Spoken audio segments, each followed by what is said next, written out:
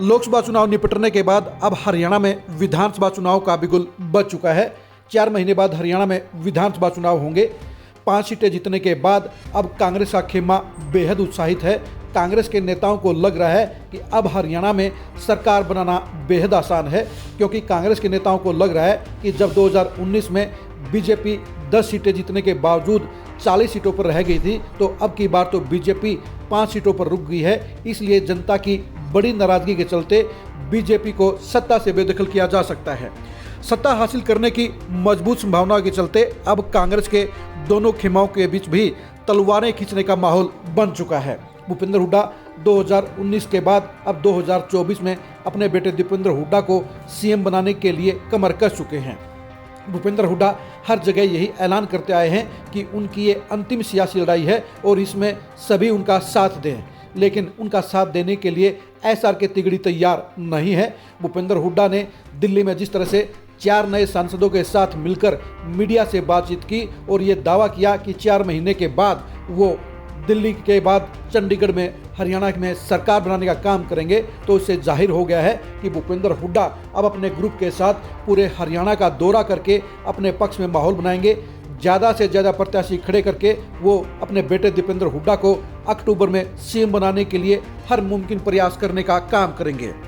लेकिन दूसरी तरफ कुमारी शैलजा भी उन्हें मुंह तोड़ जवाब देने के लिए तैयार है। ये भी कह सकते हैं कि एसआर के तिगड़ी अब कुमारी शैलजा की अगुवाई में भूपेंद्र हुड्डा का खेल निपटाने को तैयार है। एसआर के तिगड़ी को अब फायदा ये हो गया है कि उनके साथ में 2 बड़े नेता और जुड़ गए हैं। उनके नाम है पूर्व केंद्रीय मंत्री वीरेंद्र सिंह और पूर्व मंत्री कैप्टन अजय यादव।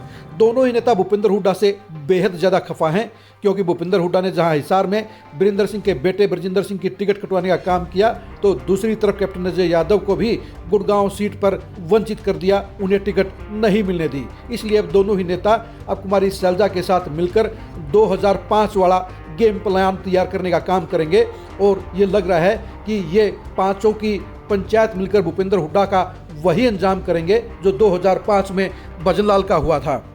हम आपको बता दें कि 2005 में स्वर्गीय भजनलाल के खिलाफ कांग्रेस के तमाम बड़े नेता एकजुट हो गए थे और उन्हें प्रचंड बहुमत के बावजूद सीएम नहीं बनने दिया था। यही हालात अब 2024 में भी होने की संभावना मजबूत नजर आ रही है, क्योंकि भूपेंद्र हुड्डा के खिलाफ में कांग्रेस पार्टी के हरियाणा के 5 सबसे बड़े नेता एकजुट हो गए हैं और 5 मिलकर अगर अपनी मोर्चाबंदी करेंगे तो फिर भूपेंद्र हुड्डा के लिए भी बड़ी मुश्किलें पैदा हो जाएंगी। ये सभी जानते हैं कि कुमारी शैलजा ने इस बार लोकसभा चुनाव में अपने बलबूते पर बड़ी प्रभावशाली जीत दर्ज करने का काम किया। कुमारी शैलजा ने एक बार भी भूपेंद्र हुड्डा को अपने चुनाव में नहीं बुलाया। वो ये दिखाना चाहती थी कि वो जीत के लिए भूपेंद्र हुड्डा की मोहताज नहीं है, वो जीत के लिए भूपेंद्र हुड्डा के सहयोग की मोहताज नहीं है और वो अपने बलबूते पर बड़ी जीत दर्ज कर सकती हैं। 3.25 लाख वोटों की जबरदस्त जीत दर्ज करके कुमारी शैलजा ने दिखा भी दिया है कि वो भूपेंद्र हुड्डा के बराबर की नेता बन चुकी हैं। ये सच्चाई भी है कि हरियाणा में अब कुमारी शैलजा का रुतबा बढ़ा है। 3.25 लाख वोटों की जीत के बाद अब भूपेंद्र हुड्डा से विरोधी सारे के सारे तमाम नेता कुमारी शैलजा के साथ चलने को तैयार हैं, क्योंकि उन्हें इस बात का एहसास है कि गांधी परिवार में अगर भूपेंद्र हुड्डा के बराबर के किसी के रिश्ते हैं, किसी के रिलेशन हैं, तो वो कुमारी शैलजा हैं। वो सोनिया गांधी की बेहद खासम खास हैं। उनके साथ में रणदीप सुरजेवाला खड़े हैं, उनके भी गांधी परिवार के साथ मजबूत रिश्ते हैं। उनका साथ निभाने के लिए जहां वीरेंद्र सिंह हैं, वहीं किरण चौधरी और कैप्टन अजय यादव भी अब उन्हें बराबर का सहयोग देंगे। कंधे से कंधा मिलाकर वो भूपेंद्र हुड्डा को निपटाने का काम करेंगे। यानी अब दोनों ही खेमों के बीच में अब हरियाणा में जबरदस्त किलेबंदी नजर आएगी, जबरदस्त खेमेबाजी नजर आएगी और दोनों ही खेमे अब 2024 के विधानसभा चुनाव में अपनी सरकार बनाने के लिए, सत्ता हासिल करने के लिए कोई कोर कसर नहीं रखेंगे। कुमारी शैलजा का अब जो रुतबा बढ़ा है वो रुतबा साफ तौर पर नजर आ रहा है और भूपेंद्र हुड्डा से नहीं बनने वाले सारे के सारे तमाम नेता भी अब ये समझ चुके हैं कि उनको निपटाने का काम सिर्फ और सिर्फ कुमारी शैलजा कर सकती हैं। और कुमारी शैलजा ने भी लोकसभा चुनाव से पहले ये ऐलान कर दिया था कि वो पार्टी के आदेश से लोकसभा का चुनाव तो लड़ेंगी, लेकिन अब वो प्रदेश की पॉलिटिक्स करना चाहती हैं, इसलिए वो अक्टूबर में विधानसभा का चुनाव भी जरूर लड़ेंगी। कुमारी शैलजा हिसार जिले की उकलाना सीट से चुनाव लड़ने की तैयारी 1 साल से कर रही हैं और वहां का माहौल भी बता रहा है, वहां के लोगों का रिस्पॉन्स भी बता रहा है कि वो कुमारी शैलजा को सीएम पद का प्रत्याशी मान चुके हैं और वहां से कुमारी शैलजा के चुनाव लड़ने पर वहां से उनको जबरदस्त जीत मिलने की संभावना से इनकार नहीं किया जा सकता। सिरसा में यही नारा चला था कि पहले सिरसा उसके बाद चंडीगढ़ की बारी, यानी कुमारी शैलजा के साथ में उनके तमाम सहयोगी नेता, तमाम बड़े नेता भी इस बात को समझ चुके हैं कि अगर भूपेंद्र हुड्डा को निपटाना है तो वो कुमारी शैलजा के जरिए ही संभव हो सकता है। यही वजह है कि अब भूपेंद्र हुड्डा के खिलाफ अब विधानसभा चुनाव में मजबूत मोर्चाबंदी करने के लिए कुमारी शैलजा के साथ में रणदीप सुरजेवाला और किरण चौधरी के बाद अब वीरेंद्र सिंह और कैप्टन अजय यादव भी मजबूती से आ खड़े हुए हैं।